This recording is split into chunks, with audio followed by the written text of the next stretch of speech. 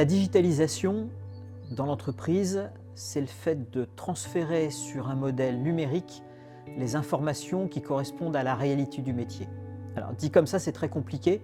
Je vais prendre un exemple concret. L'informatique n'a pas inventé, le digital n'a pas inventé la livraison de repas à domicile. Le restaurant Maxime à Paris, dans les années 50, livrait déjà des repas à domicile. Le digital a permis, en virtualisant le fait de passer la commande du transport et ainsi de suite, de démocratiser cet usage en réduisant son coût, parce que la donnée, quand elle est digitalisée, elle est beaucoup plus facile à analyser et à manipuler. Les difficultés dans la digitalisation viennent quand elle arrête d'être le miroir modeste de la réalité. Par exemple, vous commandez sur un site web quelque chose, vous avez du stock, vous êtes censé être livré sous 48 heures. En fait, l'information était fausse, il n'y avait plus de stock et votre commande prend du retard. Un deuxième écueil, c'est quand dans les processus digitalisés, on oublie qu'on échange de l'intelligence contre de la rapidité et de la fiabilité. Parfois, il arrive que la place de l'être humain n'ait pas été remise au bon endroit et qu'on ait laissé automatiser des processus qui n'auraient pas dû l'être. La première difficulté, quand on digitalise des processus,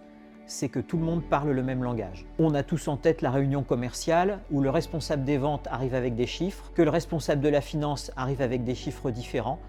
En fait, ils ne parlent pas de la même chose. Dans un processus digital, ça pose toujours un très gros problème. La deuxième difficulté, c'est que si ça dépend, ça dépasse. La plupart des personnes ne se rendent pas compte à quel point les décisions qu'elles prennent au quotidien et qui ont l'air très simples sont faites d'un grand nombre d'informations qu'il est très complexe de rentrer dans un processus digital.